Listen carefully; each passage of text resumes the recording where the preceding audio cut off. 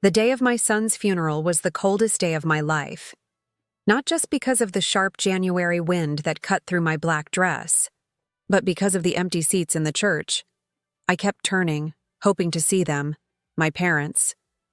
But every time the heavy wooden doors creaked, it was just another distant relative, another neighbor, another face offering sympathy that barely reached through the numbness wrapping my body. But not them, my parents. The people who raised me, who should have been standing by my side, holding me up when my knees threatened to buckle. They weren't there, and the longer I sat, clutching the small white casket with trembling fingers, the more the truth burned. They hadn't just been delayed. They hadn't just gotten lost in traffic. They had chosen not to come. When the service ended, when the last hymn faded into silence, I walked down the aisle like a ghost, my tears leaving stains on the hymn book clutched to my chest. At the graveside, as the tiny coffin was lowered into the ground, I whispered goodbye to my baby boy, alone. Alone in a way that seared into my bones, because grief is heavy enough when you have support. Without it, it crushes you, and yet, even in that moment, I didn't imagine what would come next. That skipping his funeral wasn't the end of their cruelty. It was just the beginning. It took me weeks, before I could even gather the strength to call them. When I finally did, my mother's voice was as cheerful as if I'd rung to chat about the weather. "Oh, honey," she said, "don't dwell too much on sadness. Life must go on. Life must go on," I repeated, my voice raw, disbelieving. "You skipped your grandson's funeral." There was a pause, just a flicker of hesitation, before she replied, almost breezily, "Well, funerals are so depressing. We thought it would be better to remember him the way he was." "Not like that." My grip on the phone tightened until my knuckles whitened. "You thought it would be better? For who? For you?" My father cut in then, his tone clipped. "We couldn't rearrange our plans, Amelia. It was impossible on such short notice. Plans, as if burying my son was an inconvenience, as if mourning him wasn't worth disrupting their calendar." I hung up before I said something I couldn't take back, but I didn't need to. Because a few months later, they showed me exactly how little my son meant to them. It was a sunny afternoon when they arrived at my door. My mother wore a pale blue dress, pearls gleaming at her throat. My father looked stiff in his pressed suit. They smiled, like nothing had happened, like they hadn't abandoned me in the darkest hour of my life.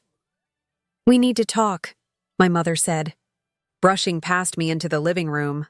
I followed, my arms folded tightly across my chest. Lila, my sister, was engaged. She was planning the wedding of the year, apparently. A castle venue, designer gown, imported flowers. "But it's expensive," my mother said, wringing her hands as if the thought distressed her deeply. "So we were thinking," and then she looked me in the eye, her expression almost innocent. "Your son's trust fund. He won't be needing it now." The air left my lungs in a single sharp gasp. I stared at her, words failing. My father cleared his throat, filling the silence. $850,000. Just sitting there. It's more than enough to make Lila's wedding truly special. Don't you think that's what family is for? Helping each other? My knees nearly gave out. I gripped the arm of the sofa, my mind spinning. They had skipped his funeral. They had left me alone to bury him, and now they wanted his money, for a wedding, for her wedding. It was in that moment I realized my parents hadn't just failed me, they had betrayed me in a way I would never forgive. I didn't answer them right away. My throat felt like it was closing, my pulse roaring in my ears. My parents sat there, comfortably sipping the coffee I had poured out of sheer habit, talking about my son's trust as though it were nothing more than a bank account waiting to be spent. "You're serious?" I finally managed, my voice low, dangerous. "Of course we're serious," my father said, leaning back like this was some reasonable business deal. "Lila deserves the wedding she's always dreamed of. And you don't really need the money anymore." Not in the same way. Not in the same way. That phrase hit me like a blow. As if my child's life, his future, was just some irrelevant footnote because he was gone. I stood, my legs trembling. "You skipped his funeral. You didn't even have the decency to stand at his grave. And now you come into my house and ask me to fund a party with his trust money? My mother frowned, her hand fluttering toward me as if I were a hysterical child. Don't be dramatic, Amelia. You're still young. You can have more children. But Lila? She only gets married once. That was it. I laughed. A sharp, humorless sound that made them both shift uncomfortably. You only get one child like him, I said, my chest heaving. And you didn't even bother to say goodbye. For a moment, the room was silent except for the ticking of the clock. Then my mother's lips pressed into a thin smile. So, is that a no? I didn't answer. I couldn't. My heart was hammering too loud, my grief burning too raw. They took my silence as dismissal, stood up, and walked out of my home as though nothing had happened. But as the door closed behind them, something inside me snapped. They had crossed a line. This wasn't just neglect anymore. It was greed, disrespect, betrayal so deep it stole my breath, and I wasn't going to let it go. Weeks passed. Lila's engagement was plastered all over social media. Gleaming photos of her diamond ring, elaborate cake tastings, dress fittings. My parents beamed in every shot, proud as peacocks.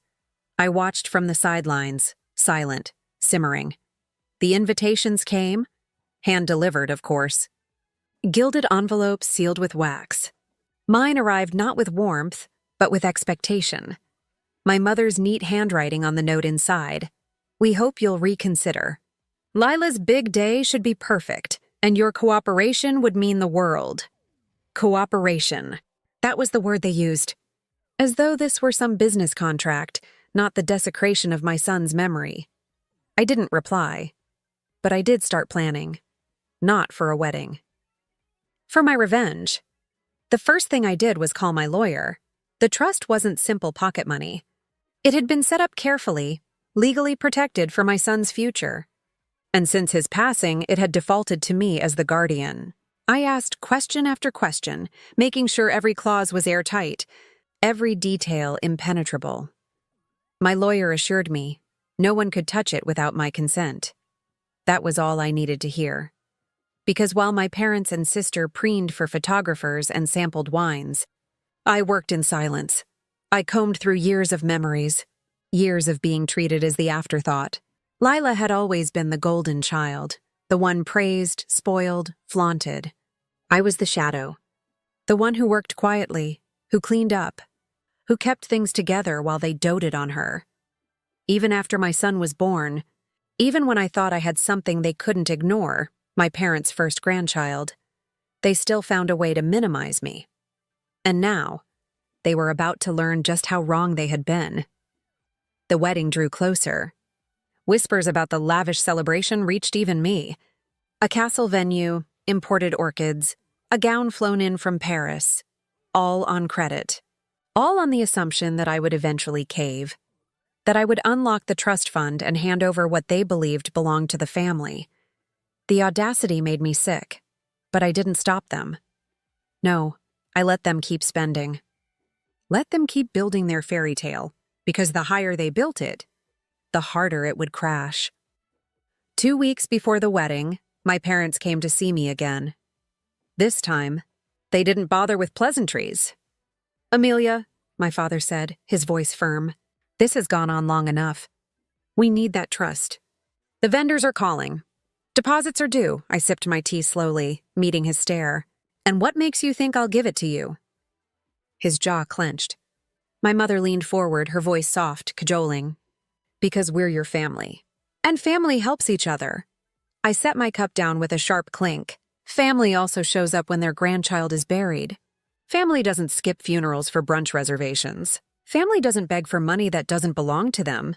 Her smile faltered. Don't twist this, Amelia. You're being selfish.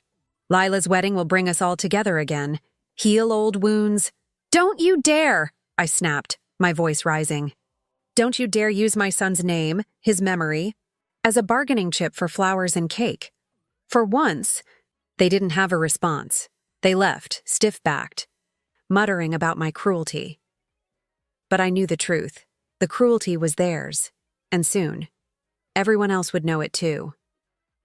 On the day of the rehearsal dinner, I arrived uninvited. Heads turned as I walked into the glittering banquet hall, my black dress stark against the pastel gowns and tuxedos. My parents froze.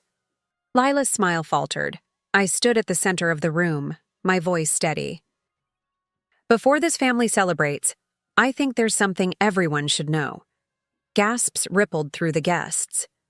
My parents moved forward, panic in their eyes. But it was too late. I had come prepared, with receipts, with proof, with every text and email they had sent me demanding money. I laid it all bare, my voice carrying through the stunned silence. They skipped my son's funeral, I said, my throat tight. They didn't stand by me when I buried him. And then, months later, they asked me to give them his trust fund. $850,000. For this wedding, the room erupted. Shocked whispers, shaking heads, phones lifted to record. My parents sputtered, trying to spin it, but their faces betrayed them. Lila's perfect engagement glow dimmed under the weight of disgusted stares. I didn't stay to watch the fallout. I simply turned and walked out. The cool night air filling my lungs like freedom, because my revenge wasn't just about money, it was about truth. About making sure the world finally saw them for what they really were, and I knew this was only the beginning. The rehearsal dinner had been a spark. But the wedding day, that would be the fire. I hadn't planned to expose them at first. I thought silence would be enough, that refusing to give them the trust would speak for itself. But after that night, when I saw the shock ripple across the faces of strangers, the judgment, the shame, they deserved the full weight of the truth. Because people like my parents thrived on appearances. On perfection, on polished lies, and I was about to shatter it all. The wedding morning dawned bright and clear. I sat alone in my living room, staring at the invitation they'd shoved into my mailbox weeks ago.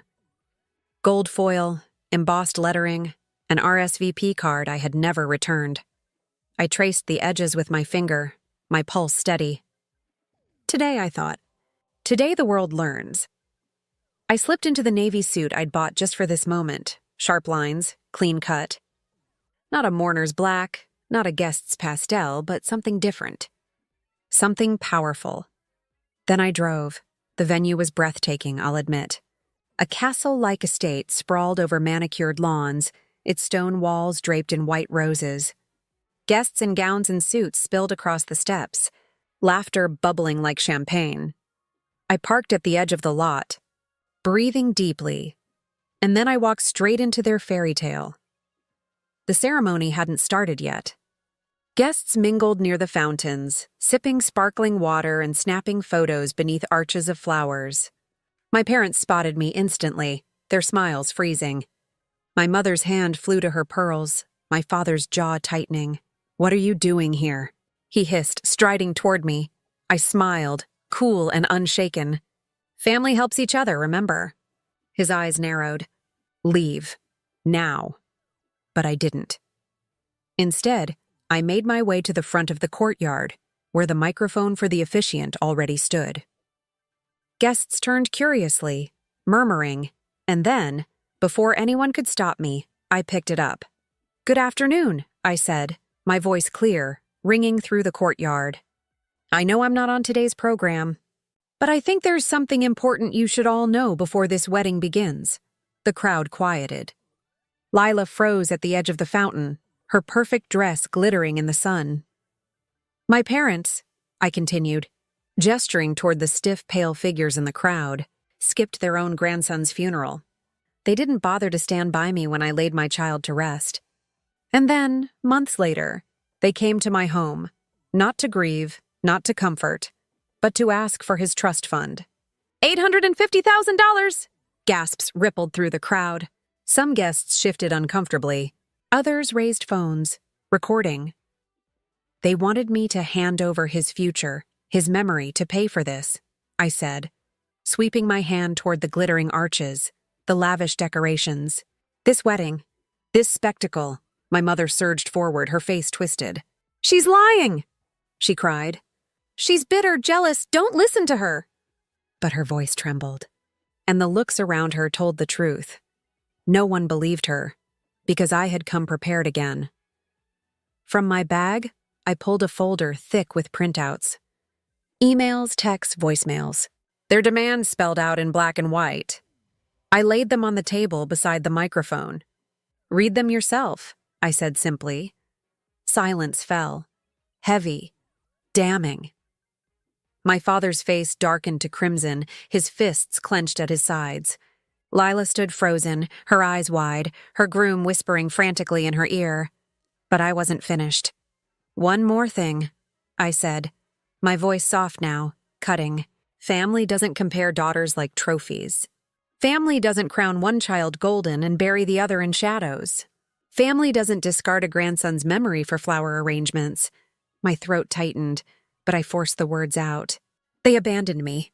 They abandoned my son. And today, I want the world to know it. I set the microphone down with finality, and then I walked away. Behind me, chaos erupted. Guests whispered, argued, glared. Some left immediately, murmuring about bad taste and shameful behavior.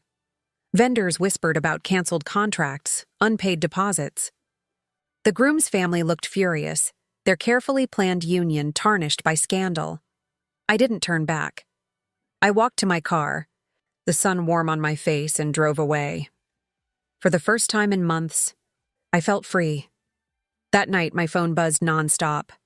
Messages, calls, notifications from people who had been there, people who had seen the truth.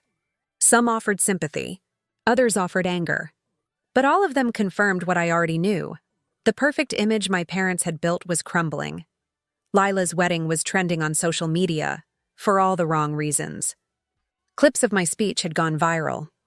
Hashtags called out their greed, their cruelty. Sponsors pulled out. The venue canceled the reception mid-event. Guests demanded refunds. And through it all, I stayed silent, because the truth no longer needed me to fight for it. It was out there, raw and undeniable. Days later, I visited my son's grave. The grass had grown thick and green, the flowers I'd planted blooming softly in the breeze. I knelt, pressing my palm against the cool stone. "They tried to erase you," I whispered, but they couldn't. Not anymore. Everyone knows now. Everyone sees. A tear slipped down my cheek, but it wasn't the hot, bitter grief that had consumed me for months. It was something else, something lighter. Relief. I stood, brushing dirt from my knees, and looked at the horizon.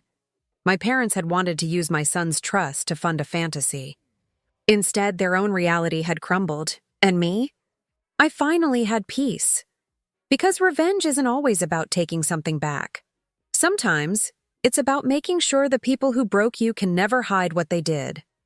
And that was enough.